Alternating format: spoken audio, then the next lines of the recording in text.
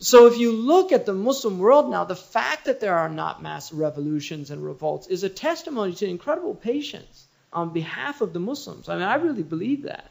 It's a testimony to the fact that because they believe in God and because they believe that in a sense that they know in essence this is about their own states. Not their governmental states, but their spiritual states. In other words, the conditions we find in a society are reflections of the overall health of that society, which at root is a spiritual health. A society is either well spiritually or it's sick spiritually. And unfortunately, the vast majority of people are very sick. So this idea of jihad, it's a noble concept. It's the idea of fighting for what is right. It's as simple as that. And people have a right to do that. They have a right to defend their homes, to defend their religion, to defend their lands against the predations of aggressors. The Qur'an says, أَعِدُّوا مَسْتَطَعْتُ مِنْ قُوَّةٍ وَرِبَاطَ الْخَيْلِ. Always be in preparation. Why? Because the best way of maintaining peace is to always be prepared for war. And that is unfortunately a truth of the world that we're living in until human beings can sit down in civil discourse and work out their problems like human beings. As long as you have people out there that are willing to get and take what they want by hook or by crook, by force and by power, then you need to have people prepared to stand up against that. And pacifism, the pacifist in the end of the day is somebody that becomes landless and a victim. And that's why Aboriginal peoples, traditionally, the reasons that they survived is because they lived in places nobody wanted. Now they want the forests of Brazil. And so look at all those Aboriginal people that are just get wiped out because they want their wood. But traditionally, nobody bothered them because nobody wanted to go and live in the jungles of Brazil. Nobody wanted to go live in the outback of Australia. The Aboriginals were fine. They didn't have any problem. But now they want to graze their cattle there. So suddenly you've got problems. The same with the Native Americans in this country.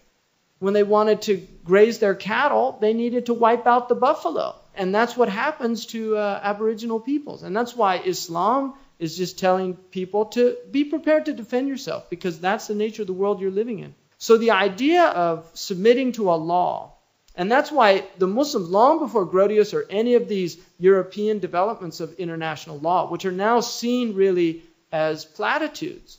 I mean, I'm talking at the level of people that are running the world. You know, I read their stuff, read Foreign Affairs, and read what they say. This is not conspiracy theory. This is just what they talk about. They're very open about it. Moral high ground is for the masses. The reality of it is, it's just realpolitik. It's business as usual. So now, unfortunately, in the modern Muslim world, and one of the signs of the end of time, and I will say about jihad, if you look at the rules of engagement, who determines the rules of engagement? Islamic rules of engagement in the Mukhtasar of Sidi Khalil, Haruma Nabnun Summa. It's prohibited to use poisoned arrows, which is basically biological warfare. I mean, Muslims develop rules of engagement. La tusammimu abara a'da'ikum. The Prophet ﷺ said, do not poison the wells of your enemies. This is biological warfare or chemical warfare, basically. La tu'adhibu bin nar. La yu'adhibu bin nar illa rabbun nar. Don't use fire in fighting your enemies, because only Allah punishes with fire. Nuclear holocaust. We use incendiary bombs all the time. This country, we use incendiary bombs. People are incinerated, literally. And you can see Nagasaki and Hiroshima, they have footage of the shadows of people that, just a shadow of people just blasted, annihilated. 100,000 civilians. They were civilians. There were only 10,000 Japanese soldiers in both of those cities. And they knew that. And that was actually taught to them by the British. Mad Bomber Browning or something. British war theorist who thought that the best way to subdue a people into submission was to attack their civilian population. William Tecumseh Sherman, the March to the Ocean. I mean, this is a Civil War theory. The Confederates didn't have that concept. I mean, they were deeply troubled by this idea of making civilians suffer. But the idea of Sherman was, war is hell, and there's no nice way to wage war. And the best way to end it is just make the civilians suffer until the infrastructure breaks down, because no state can support an army if the civilians are not behind it. I mean, that was the idea. And this is why Dresden and the bombing of the German civilians is the same thing. These things are prohibited in Islam. And that's why if you look at the rules of engagement in Islam, Muslims should not be ashamed of them. There's some things we should be proud of, that these were given to us 1400 years ago.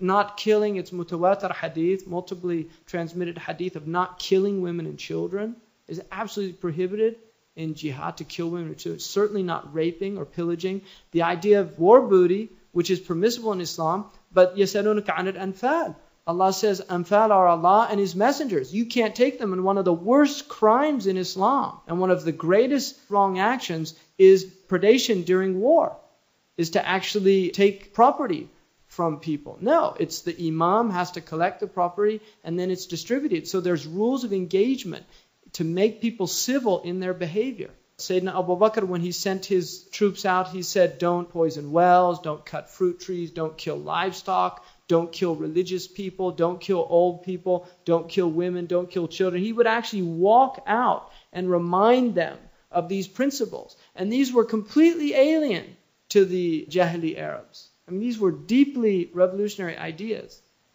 Jihad is grossly misunderstood, and it's unfortunate a reality. And then I just want to finish this section in saying one thing. Last century, almost 200 million people were killed in war. 200 million people, the majority of whom were civilians. Unprecedented. By far more than all of the human wars prior to that in one century because of modern technology. Now, those people were not killed in the name of religion. They were killed in the name of communism, socialism, fascism, democracy, whatever. Everything but religion. So this idea that religion causes wars is just simply not true. Humans cause war. It's as simple as that. Humans are belligerent. And Aristophanes, the Greek playwright, indicated that it's really the men that are belligerent. And he said the only way war is going to stop is if women go on strike and stop producing sons for these old men to send out to die. There's a beautiful scene in a film that was done, I think it was like 1929 or 1930, All's Quiet on the Western Front. It's an anti-war film that was prohibited. They didn't even allow it to be shown in this country. But there's a scene where these German soldiers are all sitting around, and one of them says, it's World War I, and one of them says, how'd this war start? And the German says, well, France offended Germany. And he said, what does that mean? I'm German, they didn't offend me. And he said, no. Well, the country offended our country. And he said, well, how'd they do that? And he said, well, I don't know. This is the point. It's like, who starts wars? Who starts them? The majority of wars that are started are total acts of insanity. Really stupid. They really are. And that's why if you look, during the 23 years of the Prophet, less than 2,000 people were killed. So you compare 200 million people in 100 years. All totaled, I mean, it's probably less than 23 years of the major wars that caused all those deaths. And you compare that to 1,800 people on both sides killed during the lifetime of the Prophet ﷺ. And all they were doing was defending their homeland. These were individuals who knew who was aggressing them. It wasn't some state aggressing another state. It was human beings that were treating other human beings wrongly. And they knew exactly who they were. They could actually point them. They could name them. Nobody knows who's starting what. Nobody even knows the names of these people. And a lot of it is just missile contracts and armaments. And that's why Eisenhower, after serving the military-industrial complex, when he left the White House in 1960, his farewell address, he warned Americans of this very dangerous collaboration, which was new to this country, and that was of the military-industrial complex.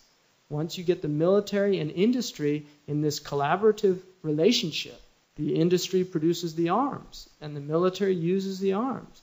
You're setting yourselves up for a very dangerous situation.